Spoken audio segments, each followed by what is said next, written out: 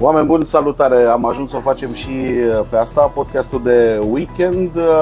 Am decis să îl facem într-o locație mai puțin obișnuită, pentru că ne-am propus să avem o discuție cu deja mai vechea noastră cunoștință, Emi Trașcă, cu care nu putem să discutăm decât despre trenuri. Am zis, hai să o facem și pe asta și să facem un podcast înregistrat, este drept, dar să-l facem din tren, da?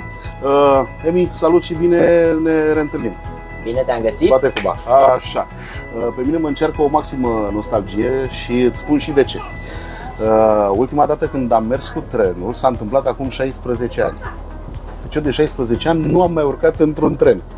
Atunci când mă gândesc la trenuri, spuneam puțin mai devreme de nostalgie, nu mă gândesc decât la perioada studenției mele, atunci când plecam din Curtea de Argeș către capitală cu celebrele trenuri studențești, care trenuri studențești, pe lângă faptul că aveau mai multe vagoane decât au trenurile în zilele noastre, erau arhipline. Nu știu dacă tu știi poveștile astea, probabil ți-au povestit părinții tăi. Da? Deci erau trenuri arhipline.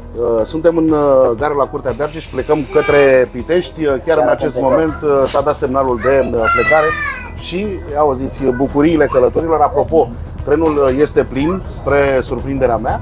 Da? Am plecat către Pitești.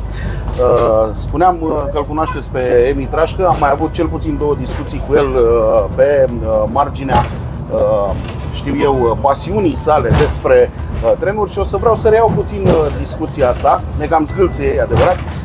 Cel puțin acum până ieșim din gară. Da. Spune-ne și nouă cum a început pasiunea asta ta vis-a-vis de trenuri. Păi, pasiunea a început de când eram mic, cam în jurul vârstei de 6 ani, de spune că a început. Tata fiind patron de firmă de construcții, avea sediul firmei vis-a-vis de linia 10 și mă luam cu el de fiecare dată. Spre Daniel Sterescu? Da, pe stradă, partea aia. Da. Și cam de fiecare dată apucam să văd manevrele pe care le aveam la vremea respectivă. Mai aveam marfă, mai aveam porțelanul. Am prins o singură dată tren spre porțelan pe actualul Bodrum. Da. Rezervele statului ce mai erau și ele un pic acolo, dar cele mai multe trenuri de marfă în perioada respectivă pe care le-am prins aici, cele de Foresta. Da, către If. Da, cele către If. Să nu uităm de celebrele deraieri care au tot fost în zona stadionului municipal. Să le spunem celor care ne urmăresc că nu este vorba despre niște deraieri dramatice. Nu. Este vorba de niște deraieri tehnice, pur și simplu. Am mai sărit o roată de pe șină. Avem o imagine pe care chiar am difuzat-o la un moment dat, undeva în zona stadionului, da? S-a întâmplat ca trenul să sară la un moment dat de pe șine. Știi poza aia pe care am postat-o pe Facebook? Și pe care o punem și acum. Celebra poza lui Nicolae Dobra. Exact. Da. Exact. Da. Nu știu dacă dumneavoastră, cei care ne urmăriți, vedeți peisajul de pe fereastră, pentru că suntem într-un contrajur tehnic, nu avem cum să rezolvăm această problemă. Eu sunt fascinat pentru că, repet, n-am mai admirat acest peisaj de pe fereastra unui tren de acum 16 ani. Am discutat despre pasiunea ta despre trenuri, am înțeles, am stabilit când a început ea. Cum s-a perpetuat această pasiune, cum a crescut această pasiune, pentru că la un moment dat te-ai făcut remarcat. Bun, la început postai niște fotografii, era ceva firesc, dar la un moment dat ai început să intri în detalii în ceea ce privește infrastructura feroviară, ai început să intri în detalii în ceea ce privește garniturile care circulau pe această infrastructură feroviară și la un moment dat a apărut și celebra pagină de Facebook Trainspotting Curtea de Argeș. Cred că ai și un site care se numește tot așa. L-ai făcut, l-ai realizat? Se numește un pic diferit. O să vorbesc imediat și despre site. Așa, te rog. Ideea e că prima oară am început, până să ajung la pasiune, să încep cu activitatea de pe YouTube, de pe Facebook și de pe celelalte platforme, mult până în 2018, am început când eram mic și asta este strict meritul lui tată. Deci am văzut că au început să oprindă trenurile, că urmăream toată activitatea din gară și cred și sunt 100% convins că am făcut ture pe la gară, am învățat mersul trenurilor și fiecare sâmbătă dimineața, când ieșea în oraș dimineața, mă luam cu el, special mergeam în spatele unității militare și prindeam trenurile. Bă, vegetația asta e cam aproape, nu ți se pare? dar suntem în România, merge și așa. Merge Ca și să așa. fac un pic haz de necaz, pentru că știu și eu care e situația. Deocamdată înțeleg că nu uite, suntem pe podul de la Valea Sasului. Ne îndreptăm vertiginos către prima oprire. Este oprire la Zigoneni? Da. Vreau să spun o paranteză. Așa. Legat de oprirea de la Zigoneni. Oprirea de la Zigoneni pot spune că este pe opera mea. Faptul că trenurile opresc din nou. Am făcut în 2019 un demers prin care am trimis mesaje celor de la Regionala Craiova și le-am explicat în felul următor. Pentru că până să se schimbe mersul în 2018 spre 2019, pe Pitești Curtea Deal și au decât 4 trenuri. O plecare dimineața, o sosire după amiaza, o plecare după amiaza și o sosire seara și nu acoperea foarte, foarte bine nevoia de mobilitate. Mai ales că nu mai sunt sigur pentru că am fost acum mult timp, dar dacă nu mă înșel, acele trenuri aveau anulări de sâmbătă, duminică și sărbători legale, cum a fost până anul trecut. O să vin imediat să vorbesc și despre asta. Le-am trimis mesaje spunându-le că sunt una la mână prea puține trenuri, să ai decât 2 plecări, una dimineața și una care e destul de târziu la ora 4. Da. Și numai 2 sosiri, pentru că am luat-o pe felul următor. Curtea de Argeș e un oraș care e încărcat de istorie. Avem mănăstirea, avem tot felul de monumente și faptul că nu poți să ajungi dimineața să duci la o slujbă importantă, cum ar fi zic și Paștele, salile, tot felul de sărbători. La un mastru și așa mai departe. Exact, nu puteai să ajungi în Curtea de Argeș ca să prinzi slujba. Ajungeai efectiv cam după ce se termina toate procesiunile, tot ce... Da, interesant. Și am venit cu propunerea asta că mai avem nevoie de o pereche matinală. Să vină ceva în jurul orei 10-11 când se pot introduce ele trenurile. Una la mână asta și a doua la mână în Zigoneni. Am luat o comparație cu celelalte opriri. Avem Halta Cilt, care se află între Vaslui și Pitești Nord, unde nu am văzut niciodată oameni. De fapt am văzut, dar foarte, foarte rar se întâmplă ca un om să plece sau să coboare la Cilt. Și m-am gândit la Zigoneni. Zigoneni e fără tren. Mă ierți puțin, a trebuit să facem plata biletelor acum. Am oprit în haltă la Zigoneni. Acum am plecat a fost o oprire destul de rapidă. Dau seama că n-a coborât nimeni, n-a urcat nimeni. Dar bănuiesc că sunt situații în care există călători care se urcă. Oricum, oprirea la Zigoneni, opririle alte sunt cam pe toată rețeaua feroviară, ele sunt programate la 30 de secunde. Acolo unde ai haltă fără impegat de mișcare care să te servească primirea și expedierea trenurilor, de obicei opririle durează 30 de secunde. Pentru că e și linie curentă și trebuie să o eliberezi cât mai repede, să te duci în stație până în prima haltă de mișcare. În cazul nostru Vaslui. Știu dintr-o discuție pe care am avut-o la un moment dat cu tine că lucrai la o monografie a traseului Pitești Curtea de Argeș. E gata. E gata? Ai terminat monografia asta? Chiar acum o aveam aici deschisă. O, Dumnezeule! Deci nu pot să spun că am numit-o chiar monografia secției Pitești Curtea de Argeș. Știu că așa am numele de bază, despre ea la momentul respectiv. Da, numele de bază, ăsta trebuia să fie. Dar între timp am zis că o pun în felul următor. Calea ferată Pitești Curtea de Argeș. Tot ce trebuie să cunoști despre acest traseu feroviar. Cât de mare este lucrarea asta a ta? În jur de 29 de pagini. Deci un soi de monografie, de ce să nu-i spunem așa. Ai și imagini din diverse momente atașate. Galeria foto, nu neapărat să fie inclusă. Cuprinde atât aspecte istorice, dar și aspecte cotidiene. Am înțeles. Cât ți-a luat să o faci? Ideea la acest proiect e că l-am abandonat foarte mult. Pentru că nu găsisem surse suficiente și cam 3-4 ani nu am mai lucrat la el. Proiectul său era deschis, era practic work in progress, a rămas în stadiu pe o perioadă lungă și apoi m-am gândit anul trecut, până să vină aniversarea secției pe 27 noiembrie, am zis, trebuie să pun osul la muncă, să caut odată ce am tot avut de căutat și să o termin odată. Dacă tot vorba stă în aer de 4 ani, cât să mai stea și ea? 29 de pagini, 29 de pagini A4. A4, bineînțeles. Am înțeles. Bun, dacă sfatul meu pentru ceea ce ai făcut tu până în acest moment ar fi să o scoți și la tipar. Da? Am scos de ce nu? Un singur exemplar l-am scos. La imprimantă. Da, și acel exemplar l-am dus special la Colegiul Național Black Photo. Foarte frumos. În momentul în care am făcut anunțul că urmează să fac monografia, toți profesorii au fost foarte, foarte încântați de idee și am spus că în modul în care o să fie gata, o să vin cu el tipării la bun.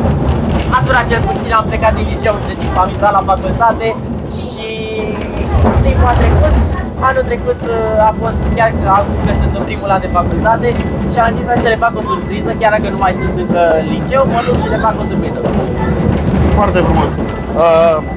Eu să știi că aș face tot posibilul să te sprijin în demersul ăsta pentru ca toată această lucrare a ta să se materializeze și la ea să aibă acces cât mai multe persoane. O să mai vreau să-i fac o mică modificare înainte de pasul ăsta și atunci vreau să scriu și în engleză. Deci vreau să fie practic aproape 60 de pagini, o singură broșură practic, de limbă. Bine, ideea este că ar fi un acces mult mai facil la ea pe zona de online.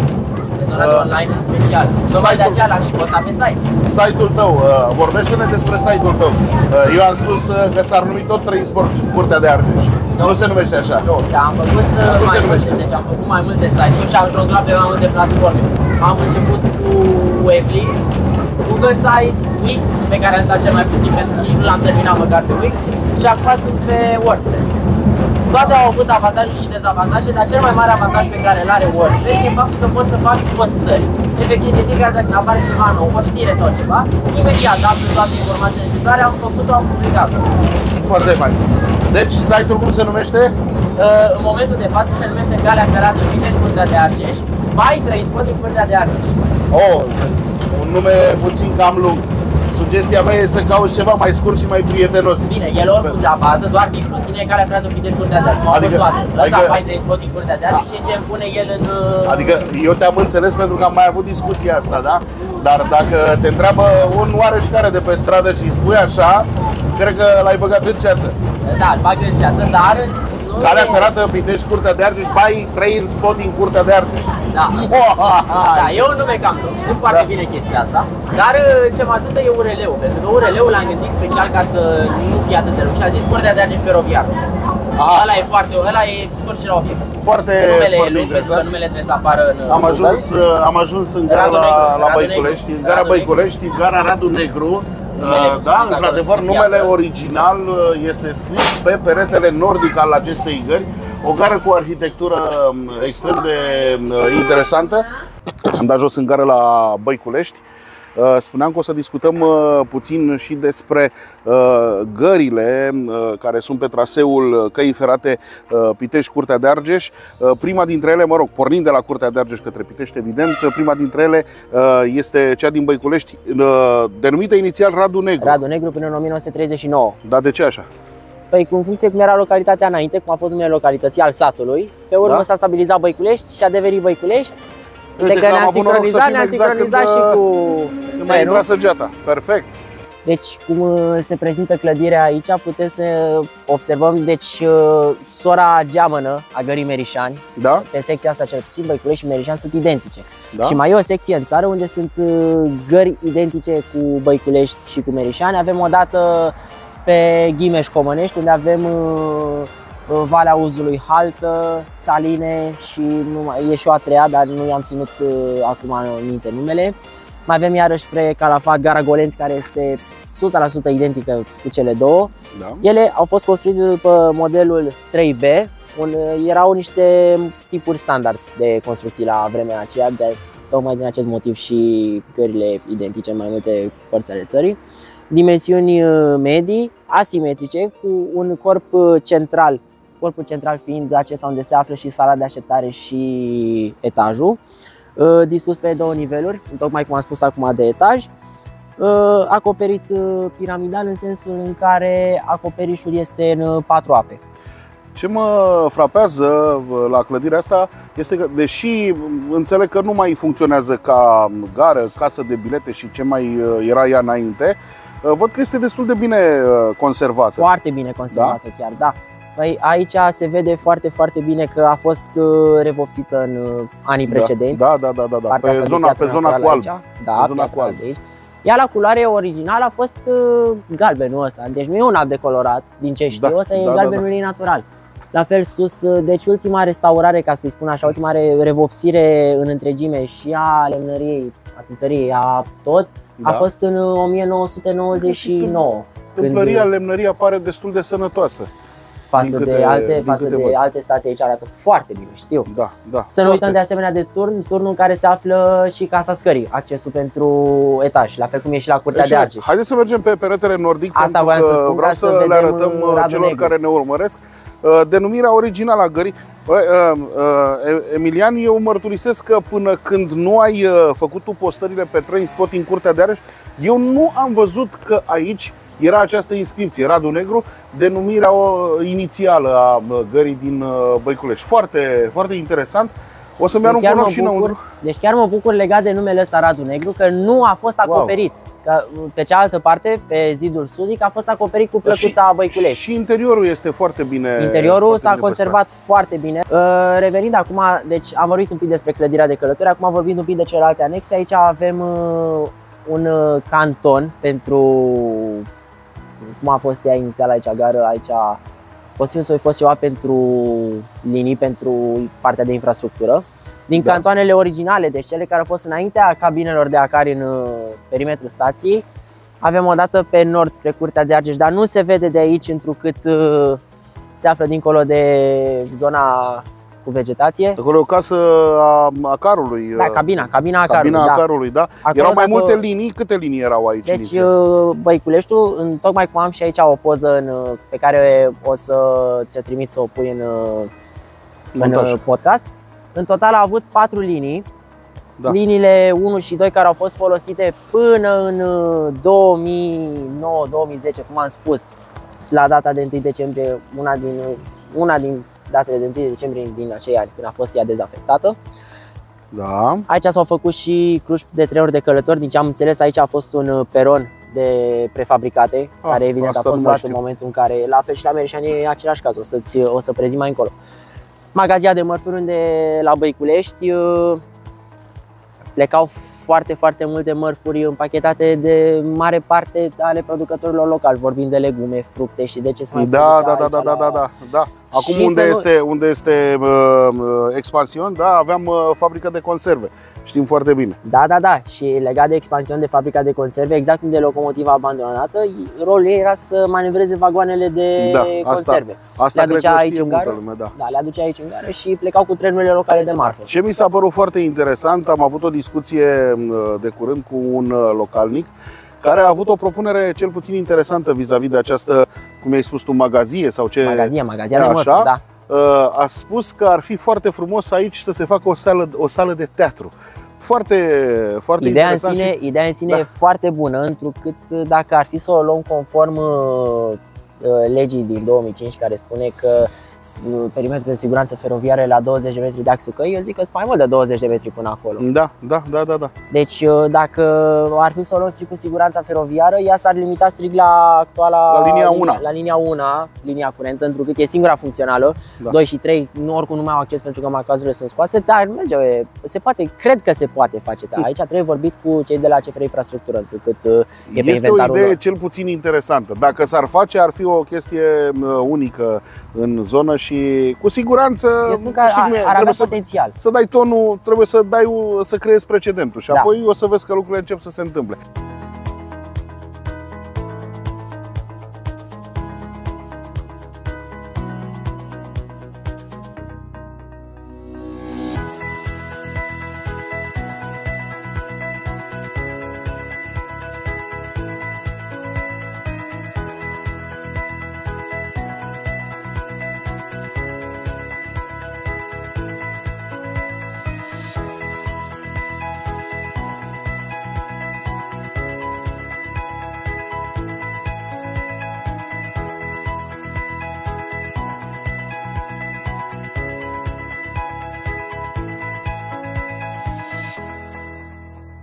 Să mai trecem prin 2 puncte de interes.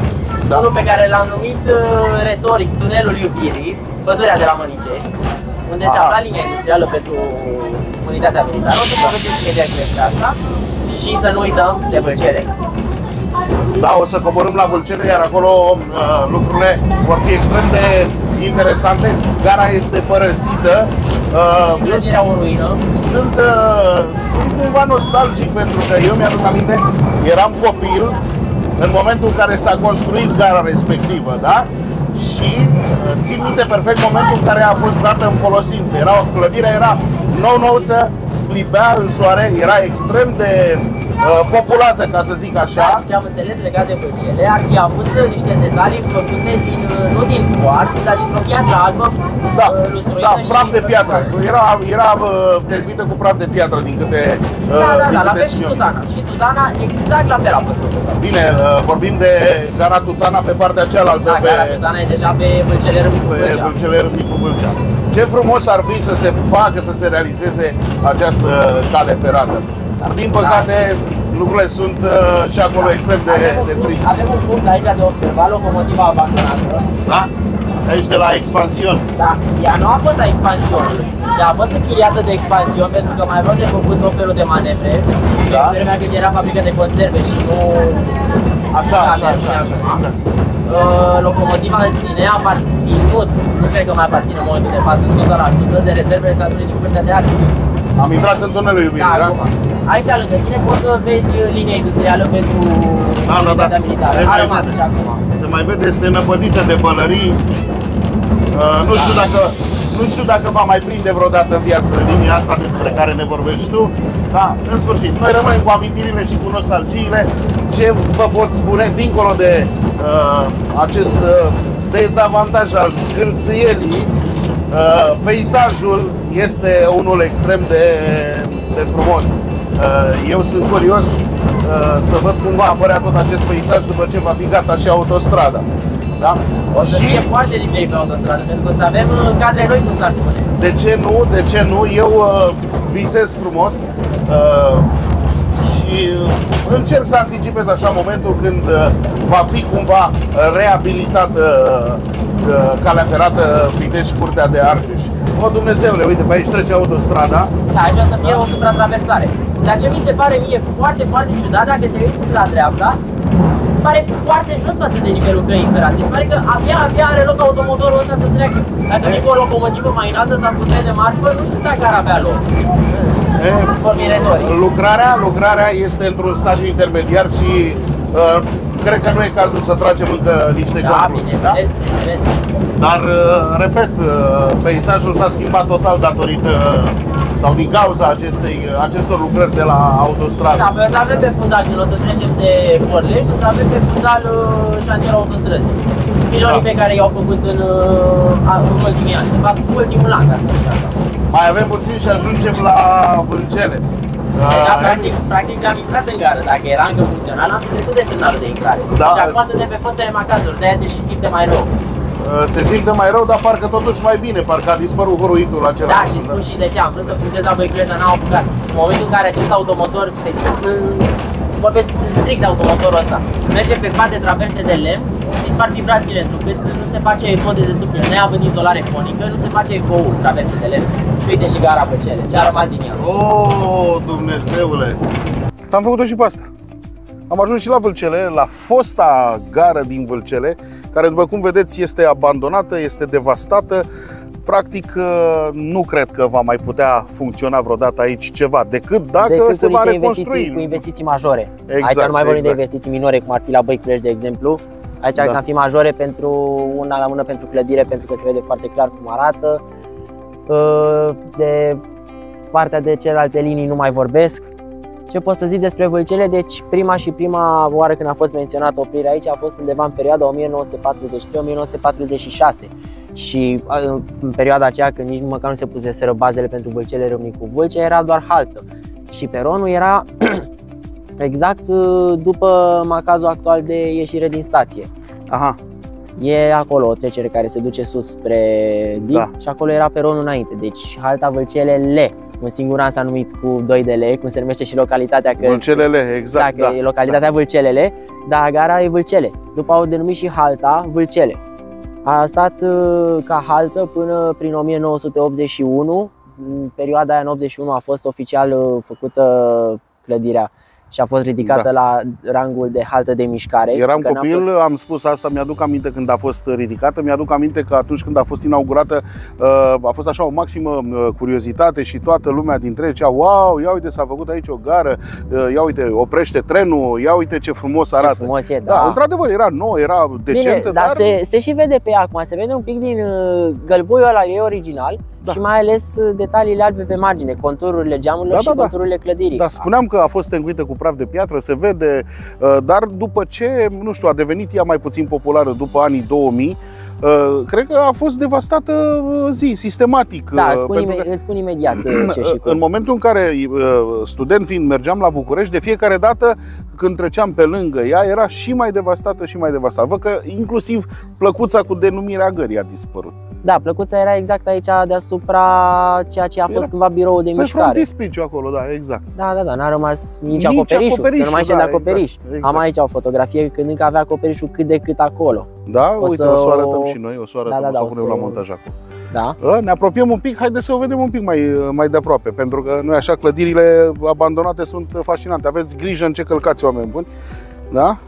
Eu am grijă să aibă și cameramanul grijă. Da,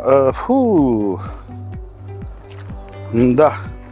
Mi-aduc aminte că o singură dată eu am coborât aici în gară, sau mă rog, am folosit această gară în momentul în care am fost la pescuit cu niște buni prieteni. Aici pot să spun că și taică-meu făcea exact la fel, tot pentru pește. Da, deci nu se mai este compromisă total. Dar fascinant, de altfel, ca orice clădire abandonată. Structura văd că se ține cât de cât bine. Unul dintre podurile căii ferate Vâlcelele, Râmnicu Vâlcea. Da. Da, linia asta nu s-a realizat. Chit că planurile pentru Vâlcele Râmnicu Vâlcea au început încă de la începutul secolului 20. Bine, asta este o altă poveste. Da. Fascinant ar fi și un reportaj pe traseul ăsta. S-au făcut o mulțime de reportaje și televiziunile naționale au mers pe traseul Vâlcele Râmnicu Vâlcea. Podurile, tunelurile sunt fascinante. Podurile, nu mai zic, celebrul viaduct de la Ciofrângeni este absolut spectaculos. Zi-ne două vorbe și despre linia asta. Despre Vâlcele Râmnicu Vâlcea, exact. Pot să spun că a apărut în mersul trenurilor din 1990 sau 1991. A apărut chiar cu o pereche de trenuri sezoniere, de la Mangalia de la Arad până la Mangalia, arătam invers. Deci practic s-a făcut legătura cu Râmnicu Vâlcea? Da, deci dar ce s-a întâmplat de nu s-a folosit? Deci a fost în felul următor, ea a fost gata vreo 95%, era ca și gata, deja puteai să circuli cu trenul dintr-un cap în altul. Atât că încă nu erau gata rețele de telecomunicație între stații, mai trebuia lucra la asta, o parte de semnalizare, astea sunt detalii minore, că astea se făceau imediat. Problema cea mai mare a început de la Ploștina. Tunelul Ploștina, portalul dinspre Ciofrângeni, a fost primul care a arătat calitatea lucrărilor făcute pe acea linie. Întrucât din ce am înțeles, ar fi un izvor nedeviat, pentru că știm acum că tunelul Ploștina e inundat într-un capăt. Da. Apa ți ajunge până la genunchi, pe alocuri trece de genunchi și nu ai cum să mergi efectiv la pas. Ar fi vorba de un izvor care nu a fost deviat, a fost pusă direct prisma de piatră peste el, apa încetul cu încetul s-a infiltrat și a făcut o alunecare de terasament exact la portalul tunelului. Asta e o problemă care ar putea fi rezolvată, dacă e să o gândim așa rapid și pe deasupra. Da, ăsta a fost primul impas care a arătat calitatea lucrărilor. Apoi a început în gara la Ciofrângeni linia 1 abătută să se surpe încetul cu încetul pe marginea traverselor. Un viaduct a avut de suferit și el în apropierea stației Sâmnic, s-a prăbușit cu totul din cauza greutății pe solul moale. Pe urmă au vrut să facă și acum sunt montați niște piloni cu segmenți de metal, au vrut să facă un pod de fier care să înlocuiască viaductul respectiv, e mult prea greu pentru zonă. La fel cu stabilizarea solului, când au făcut, practic au turnat niște blocuri de beton care să stabilizeze solul în jurul căii ferate. Însă, din ce am înțeles, nu ar fi pătruns cum se face în mod normal până la stratul de rocă și să mai sapi în stratul de rocă să poți să faci... Să aibă stabilitate, să un punct să aibă o fundație solidă. Fundație solidă. Au făcut direct în stratul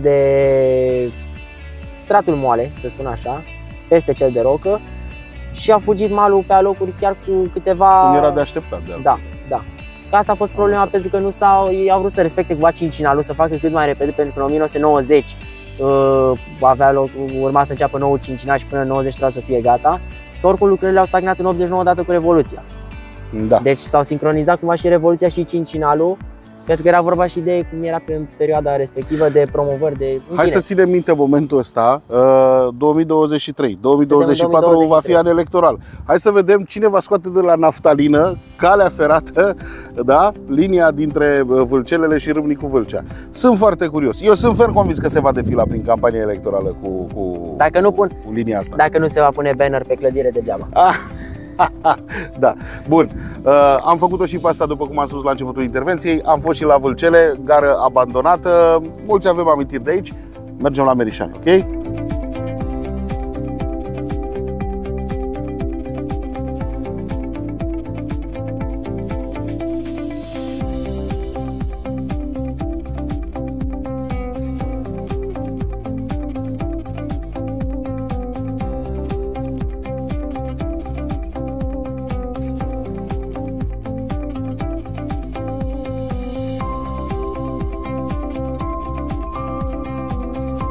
Sincer, ca să fac o paranteză, mă bucur că trenul nu mă oprește aici. Pentru că toți călătorii care urcau aici, cel puțin până să iasă de tot din graficul de circulație, călătoreau fraudulos. Din păcate, da, știm... Noi, cel puțin localnicii de aici, știm toate poveștile legate. Poveștile, sigur că da, nu e cazul să detaliem, dar să știi, pentru că am început așa discuția noastră de astăzi într-o cheie nostalgică, eu îmi aduc aminte, repet, atunci când eram copil și circulam cu trenul, trenurile erau extraordinar de aglomerate. Era un miros specific, era o hărmălaie specifică, se fuma, erau vagoane de fumători și nefumători. Existau pe trenuri o mulțime de cerșetori. Da. O mulțime de cerșetori, așa, și la un moment dat, deci mie mi-a rămas în memorie un personaj feminin care, dacă nu mă șel, urca chiar aici la Vâlcele, da? O doamnă care vindea semințe în tren. Avea o voce extrem de groasă și trecea pe coridor și se auzea: cine mai ia semințe? Cine mai ia semințe? Da, deci mi-a rămas din copilăria mea imaginea doamnei respective. Am depășit deci perimetrul Vâlcele, ne îndreptăm spre Merișani. În curând o să trecem peste podul de la Merișani. Un pod mult mai lung în comparație cu podul de la Valea Sasului. 150 de metri mai precis. Atâta are sau cu 150 de metri mai lung? Nu, 150 de metri are în total podul de la Merișani. Aha. Și cel de la Valea Sasului? Cel de la Valea Sasului, la cumpare, nu l-am luat la pas până acum, dar cred că are în jur de 25-30. Undeva pe acolo. E miditel. Da, dar ca atât podul Vilor, că și podul Vilor e cam la fel ca podul de la Valea Sasului. Da. Bine, ambele poduri, deci peisajul e mult mai spectaculos la podul Viilor. Față de cel de la Valea Sasului. Dar la Merișani are și Merișani un punct foarte frumos. În momentul în care suntem pe ora de iarnă și dimineața plecăm cu primul tren, răsăritul, primele raze de soare fix pe păr la Merișani se prind. Incredibil. Dar se vede fabulos, deci se vede răsăritul soarelui din vale, se vede fabulos. Asta înseamnă să fii pasionat, adică deci cunoști toate punctele și toate conjuncturile fiecărui punct. Interesant. Emi, pasiunea asta ta a mers mai departe, iar acum ești student la transporturi. Da, la Politehnică, la inginerie mecanică. La București. Inginerie mecanică, adică partea de vehicule transport feroviar, material lucrat.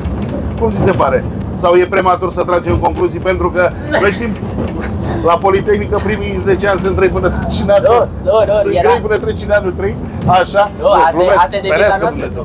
Are dreptate. Asta e deviza noastră. Primii 7 ani sunt cei mai grei până intri anul 3. După restul sunt floare la ureche. Primii 2 ani, eu cel puțin așa știu că era odinioară, primii 2 ani erau rezervați materiilor generale, da? Învățam matematici, învățam fizică, învățam bazele electrotehnicii și așa mai departe, termodinamică și de-abia din anul 3 se făceau separările pe specializări, da?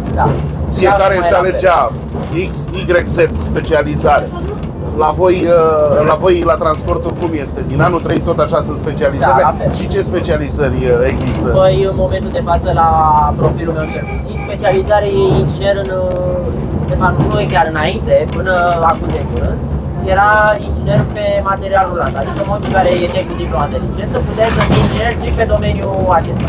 Dar s-a schimbat ori de anul ăsta, ori de acum 2 ani, dacă nu mă înșel, cred că din 2000 pandemie, 2020. Da.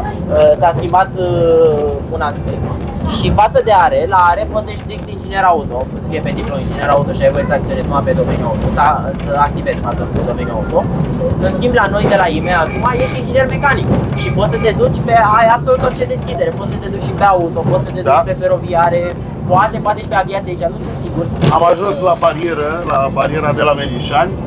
Da, cozile sunt cele pe care le știm, automobilele așteaptă cu minți. Așteaptă cu minți și văd un trenuleț mic trecând pe lângă ele. Exact. Asta este de fiecare dată în dezamăgirea șoferilor care stau și își pierd răbdarea pe la bariere și trece vorba aceea o trașcaretă care stârnește atât râsătele cât și nemulțumirile celor mai grăbiți dintre... Da, sau cum le mai numim noi pasionații, coșciuge, sicrie, etc.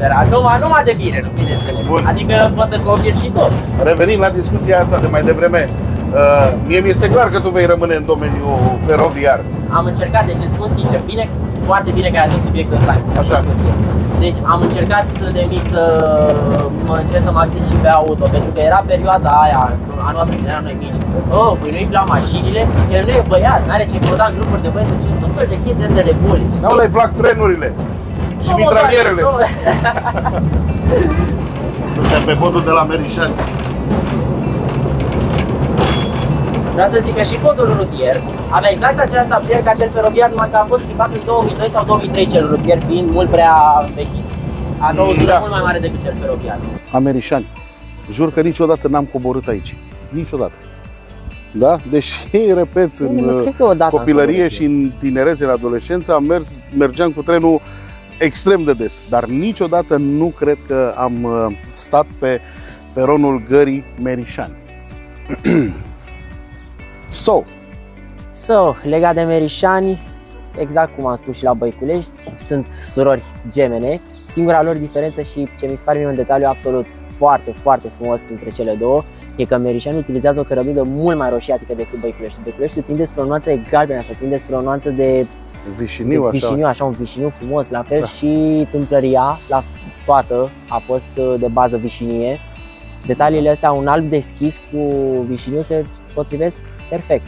Și văd că și aici lucrurile se prezintă destul de bine, lemnul pare destul de sănătos. Da. Văd că este locuită, nu știu dacă este folosită neapărat ca gară. Nu, deci din punct de vedere al serviciului de mișcare nu a fost retrogradată de la haltă de mișcare cum a fost înainte, undeva prin 1996 dacă nu mă înșel, la haltă. Deci a fost prima dintre toate. Dar a avut un lucru, deci la fel cum a fost și Băiculeștiul, a avut 4 linii. Băiculești a avut 4 până undeva prin anii 70. Da, iată și acolo magazia în spate. Exact, magazia trebuie să o vedem de aproape pentru că are o arhitectură făcută și ea cu cărămidă. Da. Legat de magazie, deci până în 2010, cred că vorbim tot de 1 decembrie, nu sunt sigur exact de dată. Merișaniu a mai avut un macaz în capătul dinspre Bascov, în care mai era acces la magazie, deci practic puteai să vii cu trenul, schimbai macazul și intrai la magazie. Încărcat diverse vagoane cu diverse mărfuri. Da. Ce se încărca aici? Pentru ce a fost asta voiam să spun legat de magazie acum. Deci magazia din Merișani era foarte cunoscută în zonă pentru mere. Deci aici erau celebrele mere de Merișani.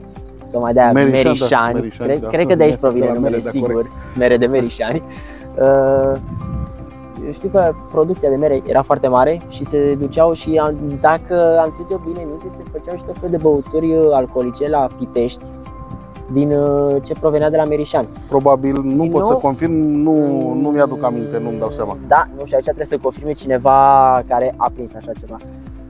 Haideți aici să vă mai prezint. Deci înainte de magazie trebuie să vă mai prezint ceva. Deci una la mână, atenție la tren stânga-dreapta, aici a fost linia 2.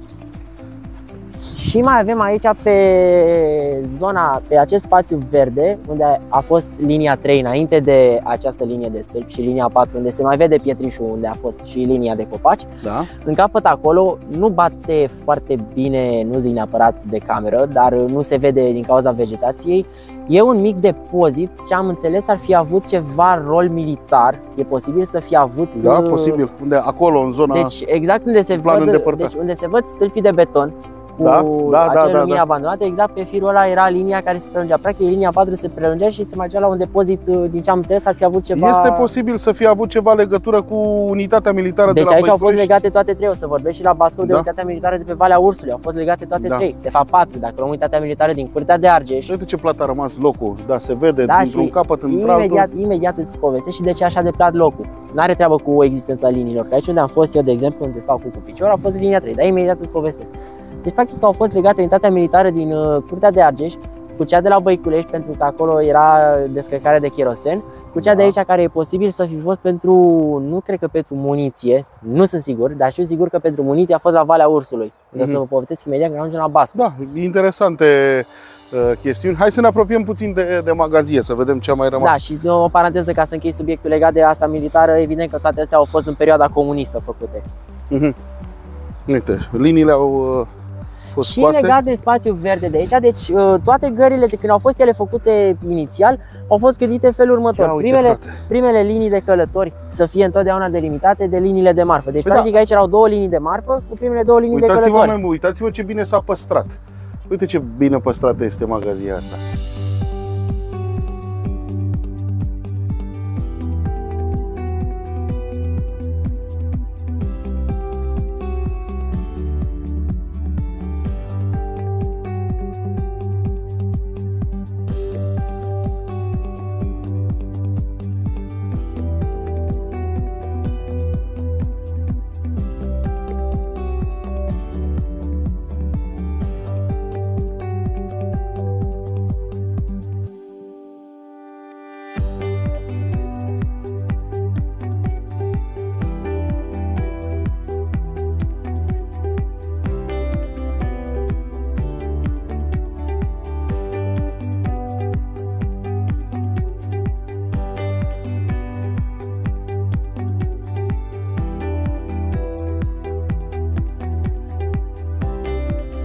Pornim către... la Borlești mai oprește? Un singur tren oprește la Borlești, atât. Următoarea plecare, cel de actual 15:35, ăla e singurul din toate 6 care oprește la Borlești. Am înțeles. Bun, haideți să făm și mie un update. Pe vremea mea, mamă, deci erau așa, trenurile personal, accelerat și rapid. Și curse, erau toate 4, dar alea cursele erau mai rare. Erau de obicei cursele muncitorești, care pe astea nu prea le știam noi, profanii, ca să zic așa. Da. Dar zi-mi acum cum se numesc. Deci personalul s-a transformat sunt niște combinații în momentul de față. Deci avem mai multe ranguri, o să ți le număr pe toate, ți le povestim pe fiecare parte. Te rog. Nu știu dacă să încep de sus sau de sus. Hai să începem cu personalul. Personalul în momentul de față e Regio, care oprește peste tot. Și acum nu mai e diferența. Acum, practic, personalul și cursa cu eroile două s-au combinat într-unul singur, Regio. Ai două tipuri de Regio. Ori ai Regio care te oprește peste tot, ori ai Regio care te oprește aproape peste tot. Mai sare anumite stații de știi clar că nu e lume. Că de obicei mai sunt anumite trenurile de dimineață, de vreme sau seara târziu. Alea sunt cele Regio care de fel opresc peste tot și pentru schimbul de personal la calea ferată, în primul rând. După Regio am avea Regio Express. E practic un interregio combinat, adică un accelerat combinat cu personal, care oferă prețuri de personal, dar opriri și viteză și confort de accelerat. Regio Expressul. Înainte am avut și Regio Express pe București Curtea de Argeș, cel puțin Pitești Curtea de Argeș. Numai că atunci era altă regulă. Faptul că se forma din Interregio era Regio Express. Acum e cu totul altă... Oprea, în ce stație oprea? Păi de la București până la Pitești avea un rang și un număr, apoi se schimba. Mă refer pe ruta Pitești Curtea de Argeș. Pe Pitești Curtea de Argeș exact cum București este acum, la fel. Exact la fel. Am înțeles. Fără Sigone până 2019, cum spuneam mai devreme. Ok. Bun, deci am ajuns la Interregio, ai spus, da? Bun, acum după Regio Express urmează Interregio, care e practic acceleratul combinat cu rapid. Că înainte, până acum ceva vreme, anul trecut mai puțin, sau avut 2 ani, sper să fie bine, am avut Interregio, cel puțin să vă dau un exemplu, pe București Constanța, care mergeau cu 140 sau cu 160. Erau două tipuri. Țineți ideea, te rog frumos, eu spuneam că am mers cu trenul ultima dată acum 16 ani. Am mers acum 16 ani pentru a merge la mare și am prins linia București-Constanța în reparații. Și imaginează-ți că am făcut de la București până la Constanța vreo 6 ore și jumătate. 6 ore și jumătate, numai București-Constanța? Și am mers atunci cu un Intercity. Deci, nu știu dacă mai există Intercity-ul la ora actuală. Fix anul trecut de decembrie s-au reintrodus în circulație. Ele au fost scoase 2013 sau 2015, nu mai sunt sigur anul. Și au fost reintroduse anul trecut. Da, și ce mi-a plăcut la vremea respectivă, deși am mers, dar am îmbătrânit, da, 6 ore și jumătate de la București la Constanța, e destul de mult. Dar ne-au anunțat oamenii dinainte, vedeți că se lucrează la terasamente și sunt o mulțime de porțiuni cu restricții. Confortul din Intercity era confort de avion. Da, nu exagerez absolut deloc, am fost plăcut impresionat de faptul că scaunele erau capitonate, delimitările dintre locuri erau făcute cu niște geamuri din plexiglas impecabile, existau stewards prin tot trenul care veneau și aduceau sandwich-uri, apă, cafea și așa mai departe. Deci a fost o experiență extrem de interesantă. Nu mai țin minte prețurile, oricum cred că erau cam comparabile. Am făcut atunci socoteala, mi-am făcut un calcul. Dacă m-aș duce cu mașina cât m-ar costa și dacă aș pleca cu soția și cu băiatul, fata nu se născuse încă, așa, cât mi-ar costa. Și eram tot cam acolo, am ajuns cu banii, numai că ce se întâmplă? Deși avem așa tendința să blamăm transportul feroviar, mai ales pe cel din România. Doamne, că se merge greu, că face mult, că ne zgâlție, că nu știu ce și nu știu cum. Mi se pare totuși un transport extrem de sigur. Asta vreau să spun, siguranța feroviară nu se compară cu cea rutieră, Borlești. Da, am depășit stația Borlești. Pe vremuri aici, în zona asta unde se construiește autostrada, era o balastieră. Da, și acum tocmai de aceea linie e foarte proastă, pentru că aici a fost cândva macazul pentru linie industrială care se ducea la balastieră. Da, era exact o linie în curbă care se ducea în partea de est, ca să vorbim așa în punct de cardinale. Am rămas la Ranguri, da? Interregio, am zis. Am zis de Interregio. Am zis o combinație între accelerat și rapid. Rapid și accelerat, da. Și acum de anul trecut încoace, din nou, cum ai spus mai devreme, Intercity. Trebuie să le spunem celor care ne urmăresc, să le mai dăm niște detalii. Nu mai e ca pe vremuri coadă la casa de bilete. Biletele se pot achiziționa, cel puțin pe ruta Pitești-Curtea de Argeș și retur, se pot achiziționa chiar din tren. Din tren, pentru că nu mai avem casă de bilete la Curtea de Argeș. Dacă, să zicem, am fi avut casă de bilete... La Pitești, cum se procedează? La Pitești ai casa de bilete sus în gară. Aha. În clădirea nouă, vorbesc. Dacă nu ții bilet, te sui în tren, se consideră faptul că tu n-ai legitimație călătorești și nu poți să-ți iei la preț de casă de bilete din tren. Și automat se aplică suprataxa, care mi se pare că e de 2 ori prețul biletului, plus că nu mai știu cât la sută. Da. Deci e destul de mult. Bun, deci vă sugerăm cred că 110%. Să vă luați bilete de la casa de bilete acolo unde există care există, da? Deci din Curtea de Argeș nu există în casa de bilete. Din Curtea de Argeș avem două posibilități pentru bilete, ori din tren, ori online. Pentru că au băgat o funcție foarte bună pe online și chiar e bine venit aici. Mai există clasa 1 și clasa 2? Da. Cel puțin la trenurile compuse din locomotive și vagoane diferența se vede enorm. Dar în schimb la ce e compus cu săgeata albastră, cu automotor de zero, nu e nicio diferență. Singurul lucru la clasa 1 e faptul că ai practic 12 locuri roșii, care au un pic o măsuță cam așa, nu foarte mare, da. Îți pui o sticlă de apă, locuri față în față și două față, două în față și pe partea cealaltă unul singur în față, unul singur în față. Mai scumpe biletele acolo? Mai scumpe, dar scaunele sunt identice cu cele de clasa a doua, doar că ai măsuța aia și unde ziceam acolo că ai un loc în față, unul în față, acolo mai are și un suport de bagaj pus exact pe marginea scaunului. Da, ai singura diferență, nu e... Pe vremurile alelalte, cum să spun, banchetele erau tapițate cu vinilin la clasa a doua, iar la clasa erau cu roșu. Cu roșu, un textil roșu, da. Da, și acum s-a păstrat chestia asta la clasele 3, da? Deci majoritatea vagoanelor cu care am călătorit eu la clasa 1 anii trecuți vreau să spun că, da, a fost cam dură craca asta. Vreau să spun că au păstrat moda asta cu scaunele roșii. Pe majoritatea, nu chiar pe toate, că sunt și care au scaune gri, dar faptul că au păstrat asta dă așa un aer vintage, faptul că noi am început asta și o continuăm. Dar confortul dintre clasa 1 și clasa 2 nu se discută. La clasa 1 în prezent ai mult mai mult spațiu, scaunele sunt puse mult mai rare locurile, da. Ai spațiu foarte mult la picioare. Să nu spui că au și Wi-Fi. Intercity-ul, ba da. Da, Intercity-urile sunt singurele trenuri care au Wi-Fi. Interregio nu are. Uite, bine că ai punctat, am uitat să menționez asta la Intercity. Interesant, dar pe vremea mea mamă, astea erau doar vise, să știi, cu Wi-Fi în tren și așa mai departe. Da, când a apărut prima oară internetul prin Wi-Fi. Da. Vorbim de 2006-2007 pe atunci. Bun, uite că m-am luat cu discuția și am pierdut noțiunea de spațiu.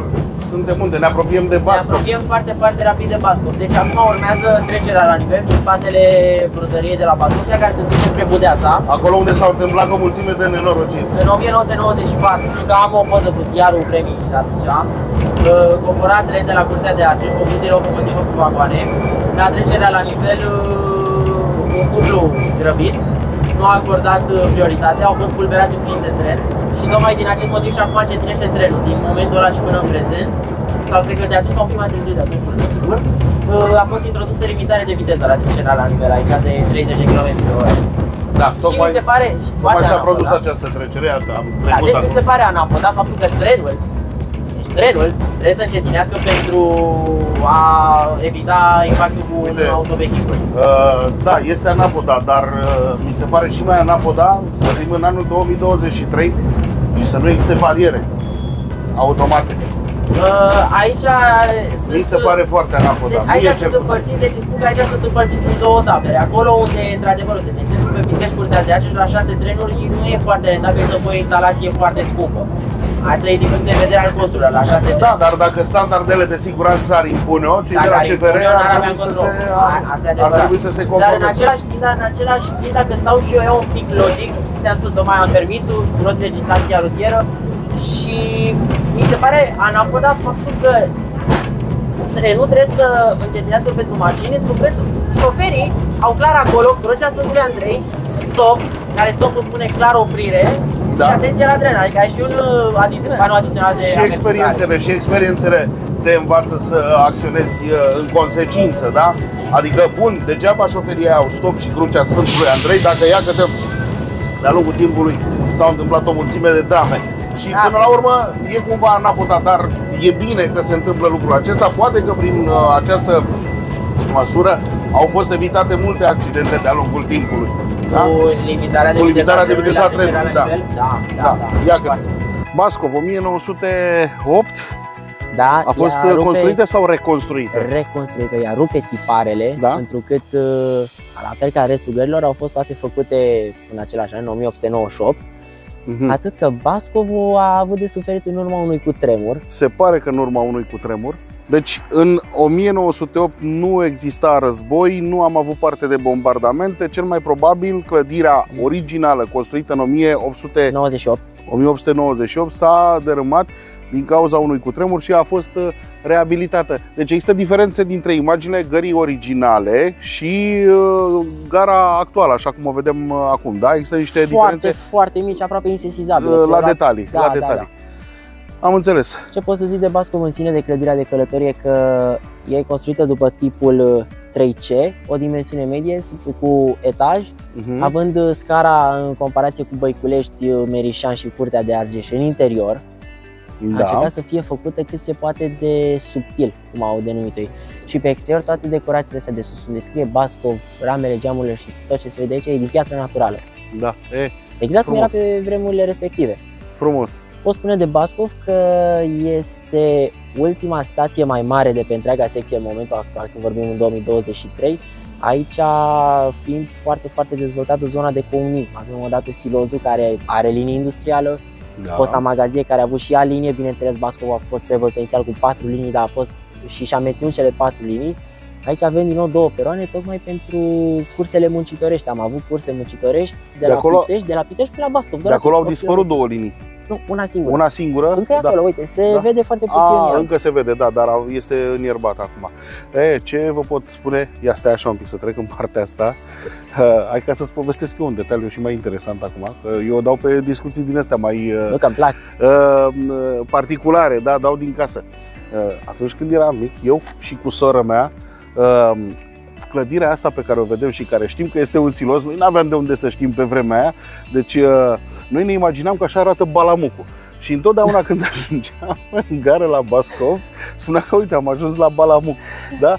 Iar nu vrei să știi, în mintea mea de copil, când auzeam adulții, știi că aveau adulții vorba asta, lasă-mă că mă duc la Balamuc, îmi imaginam că vin aici la Silos. Aici la Silos, la Balamuc, la bine, și pe vremea, la Bascov. Și pe vremea când erau ele înainte, Silosurile era gri, nu era vopsime. Da, bine, nu era gri, era cenușiu, era cenușiu în tot, cu toată situația din țară. Da, acum arată foarte bine, da? Da, fain. Bun, mai avem o stație până la Pitești Nord și pe urmă ne întoarcem la Curtea de Argeș. A fost o călătorie foarte interesantă, gările mi-au plăcut, le-am văzut dintr-o altă perspectivă, detaliile pe care le-am aflat de la tine extraordinare. Oricum, bravo. E plin totul de istorie. Adică ce am spus așa în mare, dacă ar fi să săpăm ca lumea pentru absolut tot. Ar fi o discuție, cred că de 24 de ore, un podcast de 24 de ore. Da, eu cred că ar fi foarte interesant ca pe traseul ăsta Pitești, Curtea de Argeș, să se facă, știu eu, câteva opriri pentru documentare istorică, o linie muzeu. Cred că ar putea să devină linia Pitești Curtea de Argeș, sau o linie care să fie folosită cumva și în scopuri turistice, da? Să existe o garnitură pe săptămână, pe zi, sau mă rog, cum consideră specialiști. Eu nu sunt un specialist, doar îmi dau cu părerea, visez, îmi imaginez. Da, o garnitură care să aducă exclusiv turiști, care să oprească în aceste gări pe care noi le-am prezentat. Și să le povestească de fiecare gară în parte. Păi, să existe o mică parte de muzeu, da?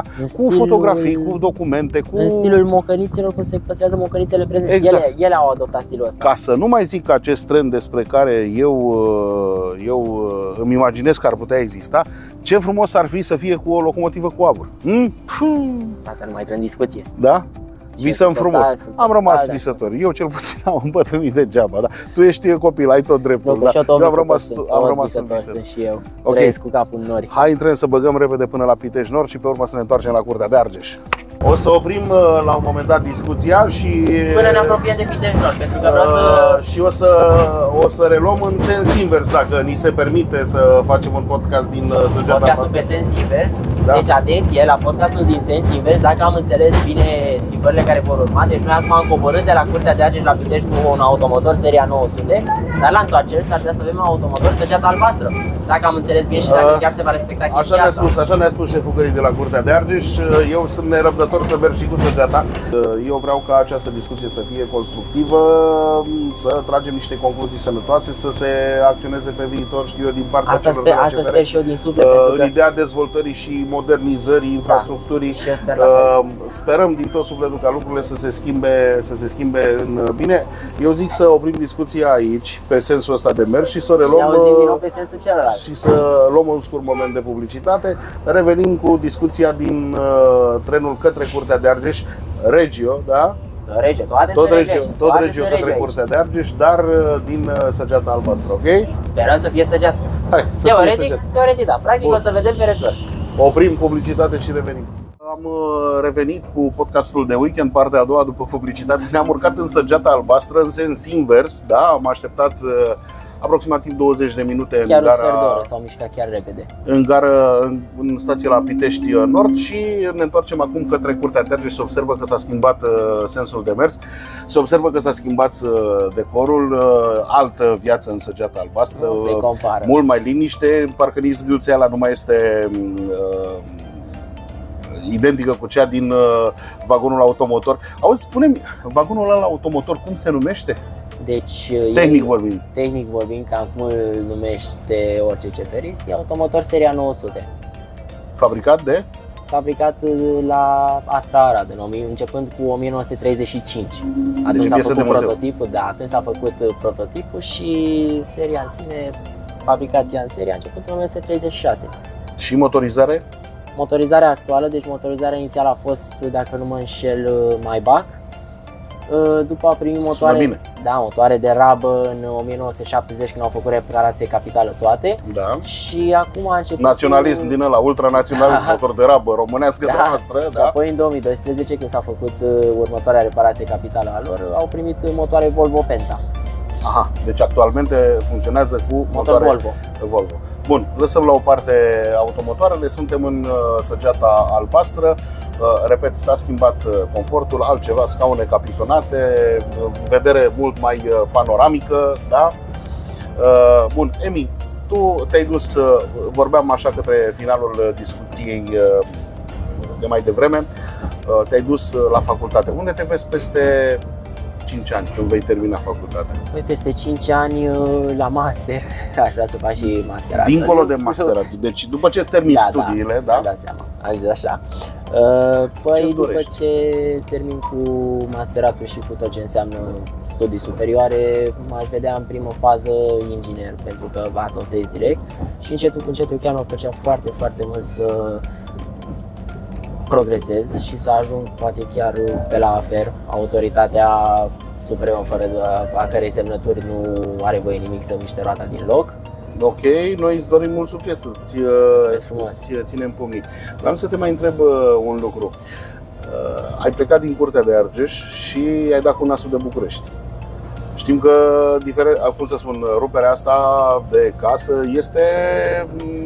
are un impact mare asupra tuturor. Ai plecat acolo, te-ai dus la București și pe lângă trenul ăla pe care ai stat și l-ai amușinat toată viața, da, trenul din gara de la Curtea de Argeș, ai mai întâlnit tramvaie, ai mai întâlnit metroul, da? Cu astea cum te împaci?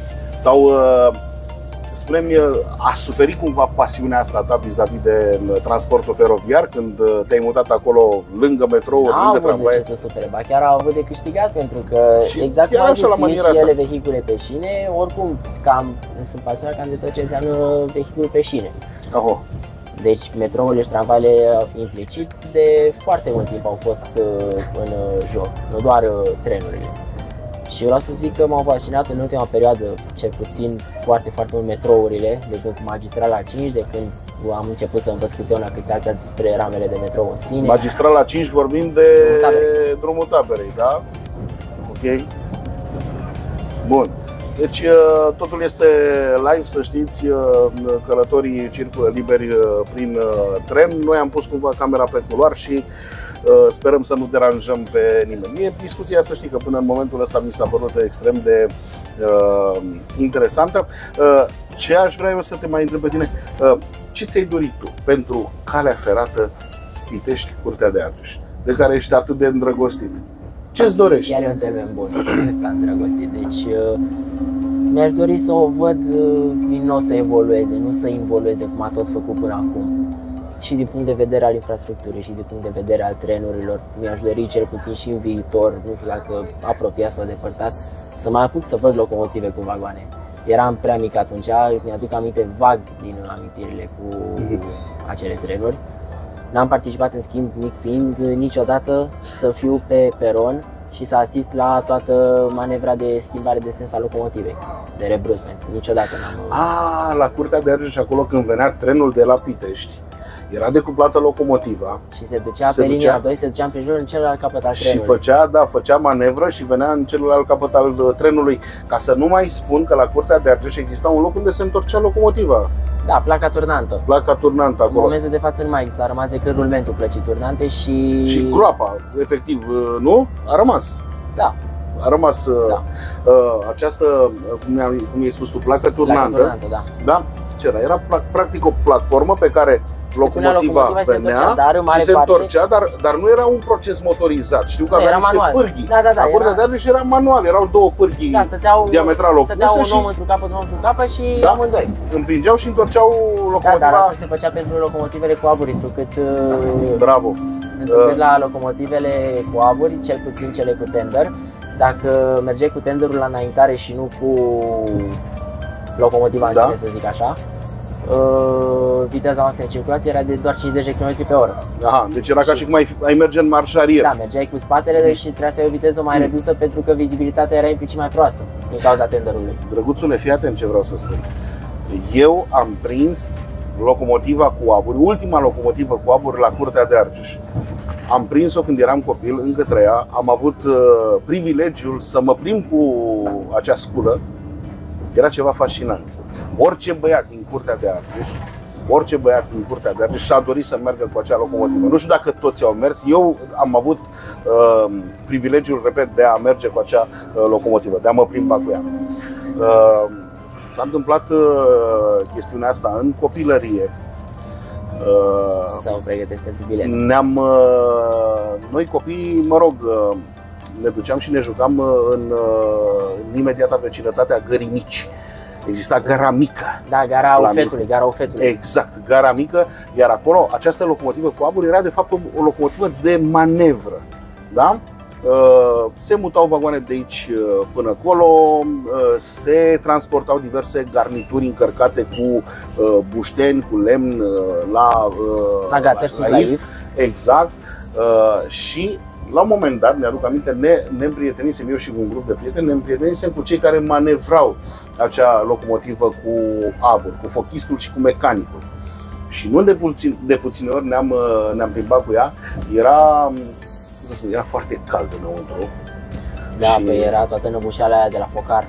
Prima dată, efectiv, m-am speriat pentru că mecanicul, da, ca să vrea să ne impresioneze, sau nu, fochistul, a desfăcut la un moment dat, a desfăcut gura cuptorului, flăcările iadului ce erau acolo.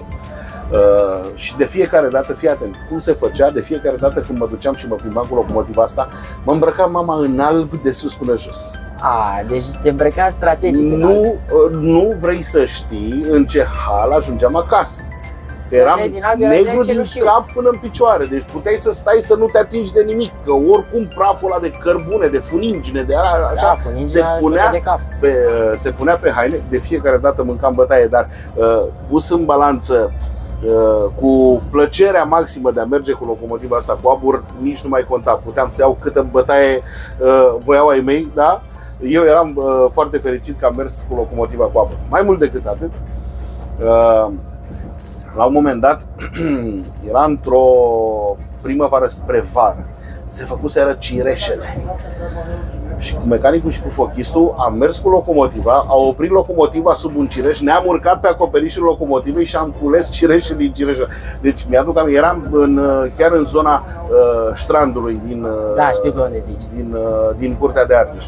Iar marea mea tristețe legată de această locomotivă este că ea n-a fost cumva restaurată și ar fi putut să fie expusă, știu unde aș fi propus eu, chiar în scoarul acela din fața gării. Să fie expusă acolo o locomotivă, o aburoasă, da? Să fie restaurată. Nu trebuia să o restaurezi să fie, cum să spun, din punct de vedere tehnic funcțional. Dar să-i dai să arate bine. O vopsire. Exact, să arate bine. Spuneam că mă doare sufletul. Mă doare sufletul pentru că sper să nimeresc bine anul. Prin 1987, dacă nu mă înșel, nu știu dacă tu în ce an ești născut? 2003. Gata, încheiem discuția. În 1987 aveam 11 ani. Locomotiva aia a fost trasă pe linie moartă, scoasă din uz și împrejmuită cu niște plăci de pal mari. Așa până în 2010, când a fost ca să nu aibă diverse persoane acces la ea, ca să nu fie devastată, să nu fie jefuită. Mă rog, știi ce este foarte dureros? Faptul că în momentul în care a fost împrejmuită cu aceste plăci de pal, locomotiva încă respira. Da? Deci încă se auzeau supapele mergând, cuptorul era încă activ, da? Avea combustibil acolo și se auzeau practic ultimele suflări. Exact. Era perfect funcțională. Și știi, vreau să vă mai povestesc. Băi, toate instrumentele erau foarte lustruite înăuntru. Deci nu era nimic murdar acolo. Deci puteai să citești toate... Totul era ca, nu știu, ca la Titanic. Era totul, sclipea de lustru, da? Nu știu de ce s-a întâmplat așa, de ce locomotiva asta a murit. a dispărut la un moment dat. A fost tăiat în 2010 de RMR. A fost tăiat în 2010. Deci în urmă cu nu foarte mult timp. Da. Ca să nu-ți mai povestesc că înainte de locomotiva asta pe care o știi tu, a fost altă locomotivă lăsată tot așa în Le știu și pe acolo. numere, dacă mă crezi. Așa, noi ne jucam pe locomotivele alea, crescuseră niște copăcei pe ele, era fascinant pentru băieții de vârsta noastră, era ceva, o aventură extraordinară să te joci acolo pe locomotiva cu abur, să te plimbi cu locomotiva cu abur. Ce ne fascina foarte mult, rugam mecanicul de locomotivă, aveam diverse monede de 25 de bani și le puneam pe șină și îl rugam să treacă cu locomotiva peste. Știi? Deci se făceau, cum să spun, foiță după ce trece cu locomotiva aia, cu tonaj, așa. Foarte, foarte tare. Eu cred că lucrul ăsta s-ar fi putut face dacă s-ar fi vrut. Locomotiva respectivă, repet, nu restaurată din punct de vedere tehnic, ci din punct de vedere vizual. Da, să se fi dat o vopsea și să fie expusă. Cred că ar fi fost un câștig pentru orașul nostru. Foarte mare. Gara, cred eu, amplasamentul gării ar fi devenit mult mai interesant dacă ar fi fost expusă și o astfel de locomotivă acolo. Hai să discutăm despre gară acum. Revin imediat la gară, vreau să vorbesc neapărat legat de chestia asta cu locomotivele. Te rog. Să aducem un pic în vedere și liniile înguste pe care le-am avut. Deci complexul feroviar îngust din Curtea de Argeș nu a fost mic. Mocăniță. Da. De Mocăniță să discutăm, da? Da. Am văzut o hartă cam a întregului complex de Mocăniță din Curtea de Argeș. Am avut linie de cale ferată care se ducea inclusiv până în Ciofrângeni. Cale ferată îngustă din Curtea de Argeș până în Ciofrângeni. Da. Am avut odată Ciofrângeniu, odată, să nu uităm de Cumpăna, celebra Cumpăna. Până sus la Cumpăna, pe fundul actualului lac de acumulare. Lac Vibraru, da. Și ca să fac o paranteză legată de lacul Vibraru, pentru că Bana Johnson e făcută exact pe cele două tuneluri succesive ale liniei înguste. Deci pe unde Vana acum a trecut trenul. Interesant. Nu știu dacă știi chestia asta. Nu știam, mărturisesc, spre rușinea mea nu știam, dar este un detaliu, cred eu, la fel ce a fost spre Brădet. Și nu mai spun că în sus spre Cumpăna, la Corben, la fel avea o ramificație, se ducea câțiva kilometri în pădure pentru a lua lemne. La Albeș, dacă nu mă înșel, la Rotunda. Deci nu erau ele, liniile forestiere, se ramificau peste tot pe unde erau potești de pădure, peste tot. Pe unde era un fier de apă, era și cale ferată. Uite, și acum mă întreb ce ar fi fost dacă? Ce ar fi fost dacă aceste linii ar fi fost conservate, alea care ar fi putut să fie conservate? Brădetul putea. Nu vorbim de linia care duce la Cumpăna. Putea să se păstreze, cred eu, o linie care să fi dus până la baza barajului. De ce nu? Ar fi fost totuși distrusă de ruptura din 74. Bun. Dar către Ciofrângeni s-ar fi putut face. Nu știu asta. Către Brădet s-ar fi putut face. Către Brădet, până la Rotunda și la Corbeni acolo. Cred că s-ar fi putut face. Da, bineînțeles. S-ar fi putut păstra. Și ar fi fost, cred eu, un punct de atracție turistică. Eu presupun treaba asta. Păi, nu știu cât de greu ar fi fost sau cât de posibil ar fi fost această chestiune. Dacă s-ar fi făcut adevărat, eu cred că s-ar fi putut. Da, să spun ceva legat de linia spre Brădet. Deci în momentul de față, la gara din Robaia, turnul de apă al gării a rămas, cel original. E când te duci spre mănăstirea Robaia, dacă la un dat se vede un turn de cărămidă când se ramifică drumul. Ăla e turnul de apă al gării Robaia. Și toate podurile de cale ferată până la Brădet sunt intacte. Le-au păstrat locanicii ca să poată trece Valea Vâlsanului mai rapid. Nu știu care sunt aceste poduri, dar eu cred că merită să facem o excursie până acolo, să vedem ce odată și odată trebuie, se poate ajunge, da? Ce frumos este peisajul, ce frumos se vede lumea mai ales acum, tren. că înverzește uite totul. ce frumos, da, uite, te depășesc mașinile. Din păcate da, pentru că viteza noastră maximă e de 50 de km pe oră. Dar uite cum am intrat acum în localitate și vezi mașini care ne depășesc și se duc rachetă pe lângă noi, îți dai seama că ce viteză maximă ar avea și nu prea e... Până la urma urmei, fiind o călătorie de agrement, acum exact, așa, nu ne grăbim. Nu ne grăbim, nu ne interesează, nu ne afectează. Exact. Am schimbat, după cum vedeți, perspectiva. Dacă atunci când ne-am deplasat către Pitești, am avut vedere pe est, da, foarte frumos. Bun, mă bucur că te-am prins disponibil și că am putut să facem. E plăcerea mea să fac podcasturi legate de... Știi ce se întâmplă? Fii atent, uite ce n-am remarcat eu. Avem pe Toma, operator, cel care corectează de fiecare dată cadrele. El a făcut plățile, nu știu cât este costul unui bilet până la... Deci în momentul de față Pitești, Curtea de Argeș strict este 6,50 lei preț întreg, da. Și Curtea de Argeș București e 30 de lei.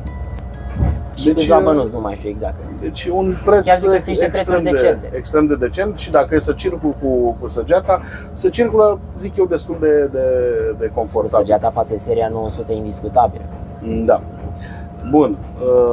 Ce vrei să spui? Că la un moment dat ai dat să spui ceva și... tot legat de liniile înguste, deci ai vorbit tu de cele două locomotive care au fost la UFET. Aburoasele. Vreau să spun că mai sunt două aburoase în momentul de față care au aparținut de Foresta, al depoului mic, da? Care sunt încă vii, să zic așa, vii, dar fără viață.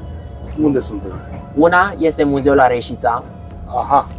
Nu mai știu, are, mi se pare, ceva nume de rege, regină, cum aveau, deci eu am pus o dată mâna pe un index care avea efectiv întregul parc de locomotive al depoului mic, în Curtea de Argeș. Și toate locomotivele aveau nume de regi sau regine, toate. Bun, foarte interesant. Asta n-am... Una este la Reșița Muzeu, da? Și una la Sibiu Muzeu. Și sunt încă vii. Spuneai tu mai devreme să pună pe cea de la UFET în fața gării. N-aș fi mers pe aia de la UFET, aș fi mers pe una de asta mică, pentru că a făcut serviciu pe liniile înguste care nu mai există și a fost o piesă vie. Foarte interesant. Că sunt și mai mici și poți să le pui și mai bine în parc.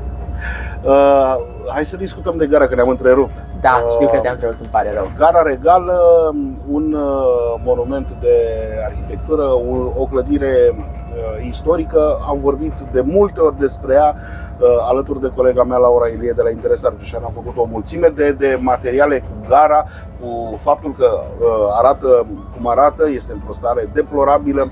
Am făcut materiale despre licitațiile la care nu s-a prezentat nimeni. Înțeleg că între timp lucrurile s-au rezolvat. S-au făcut licitații pentru studii, pentru documentație și pentru toate avizele necesare demarării reabilitării ei. Înțeleg că s-a făcut o licitație acum și pentru demararea lucrărilor efective de reabilitare. A fost câștigată? Și acum, deci a fost câștigată de o asociere de firme. Da. Nu mai sunt sigur de numele firmelor, dar cert e că a fost câștigată. Așa. Și acum ei pot să înceapă oricând.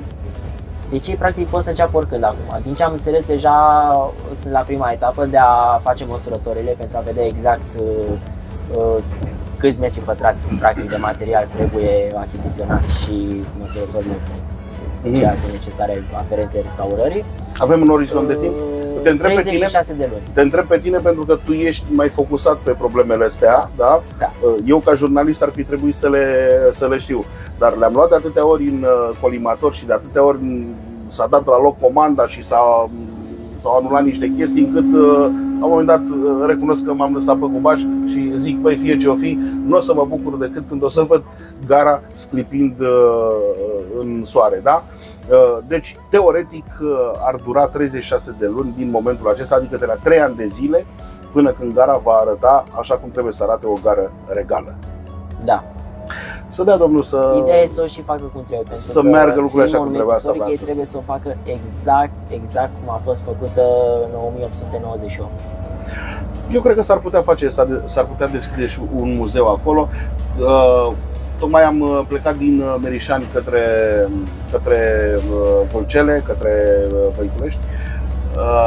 Mă gândesc că și aceste clădiri ar putea fi cumva reabilitate și... Singura reabilitare pe care o pot face ele față de Curtea de Argeș, deci pe ele le ajută foarte mult faptul că au direct cărămida expusă și nu mai au dat nimic peste, nu mai au humă, nu mai au var, e cărămidă direct liberă. Singurul, aici e vorba de investiții minime pentru Bascov, Băiculești și Merișani.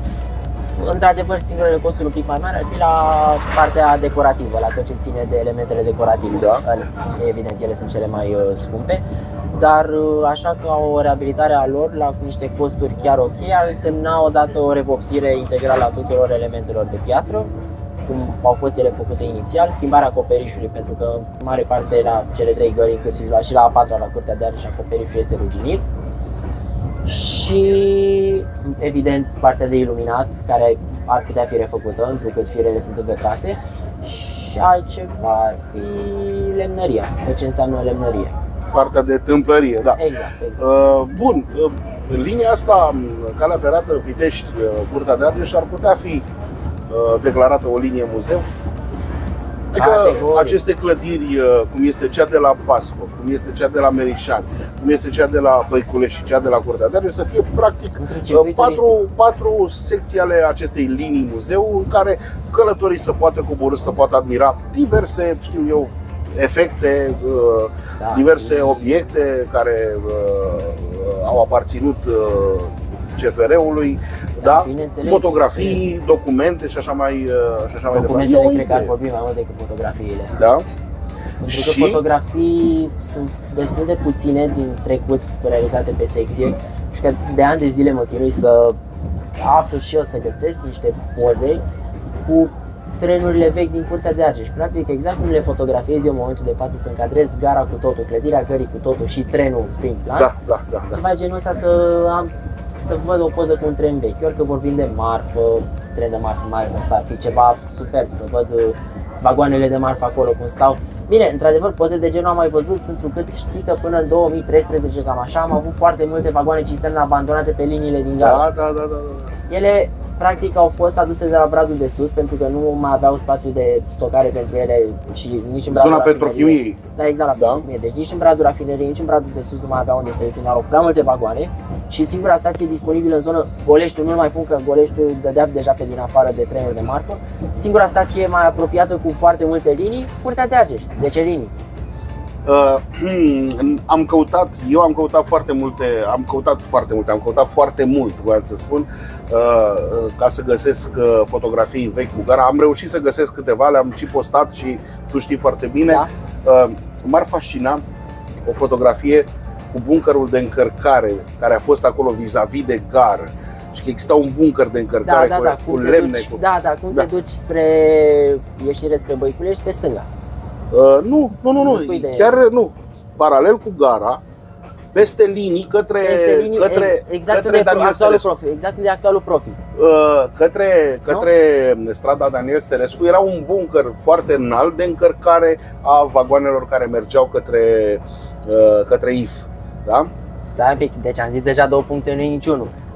Al treilea și ultimul pe care l-am în minte, era o linie industrială într-adevăr, mai era o extensie a unei linii fix vis-a-vis de strada Daniel Stărescu. Acolo. În prezent, dacă ai văzut, au rămas 2 puncte. Au rămas odată pilonii pentru Macaraua pe podul ăla. Da, am văzut-o. Și exact lângă gara, ce a fost dezgropat acum recent, pentru că am văzut că au făcut și săpături acolo. Așa. Cântarul de acolo, pentru că gara noastră practic a avut 2 cântare. O dată cântarul care e actual la linia 10, când veneau trenurile de la Foresta, intrau direct pe linia 10 să le cântărească, să vadă exact dacă trenurile sparte în cupluri de vagoane sau nu. Și unul mic acolo. Nu există o poză, nu avem de unde să luăm o astfel de fotografie. Dacă vorbim, spre exemplu, cu angajații gării, nu e posibil să nu se găsească undeva într-o arhivă. Poză istorică undeva există sigur 100%, nu știu. Mai găsisem eu o poză, dar acum foarte mult timp, nu știu până am salvat-o acasă, prin ce arhivă am pus-o în calculator. Dar foarte interesantă. Așa? Când se făceau lucrările la microcentralele de pe Valea Argeșului, de la Vidraru încoace, au venit cu vagonul la gabaritic, cel mai mare vagon din țară, ca să aducă transformatoarele pentru acestea. Deci mi s-a părut fascinantă poza aia. Se vede, deci era vagonul în prim plan adus cât mai aproape de capătul gării, aproape de trecerea la nivel de la actualul Profi. Da. Și în fundal depărtat se vedea clădirea gării. Deci poza vreau să zic că e fabuloasă. Articol de ziar al negru, exact cum... Să-l mai pui, să-l vedem și noi și să extragem o imagine pentru a arăta în acest podcast. Este foarte posibil ca cei mai tineri dintre cei care ne urmăresc să nu știe că acolo la Profi exista o trecere la nivel cu calea ferată.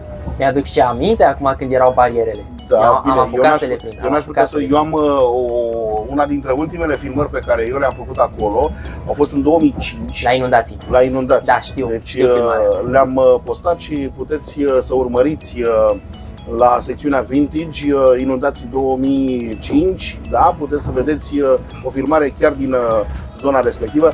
Acolo unde actualmente este Profi a fost o brutăria orașului, da? Da, mi-amintesc. Care între timp a devenit ce a devenit. Emi, îți mulțumesc, a fost minunat, nici nu am simțit că s-au derulat aceste 2 călătorii, odată dus către Pitești și a doua oară întors către Curtea de Argeș.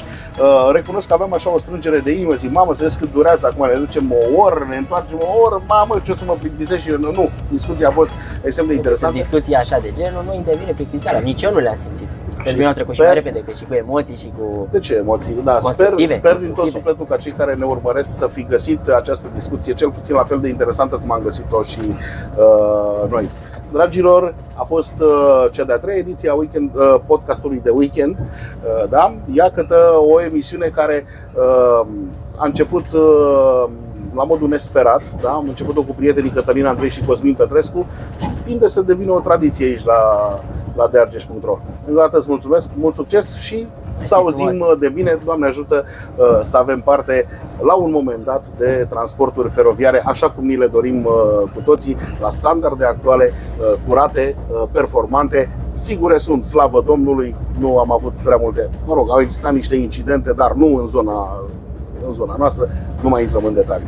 Pe săptămâna viitoare, ce podcast o să avem atunci, habar nu am, dar hai să fim noi sănătoși și să mai trăim până atunci. Toate bune!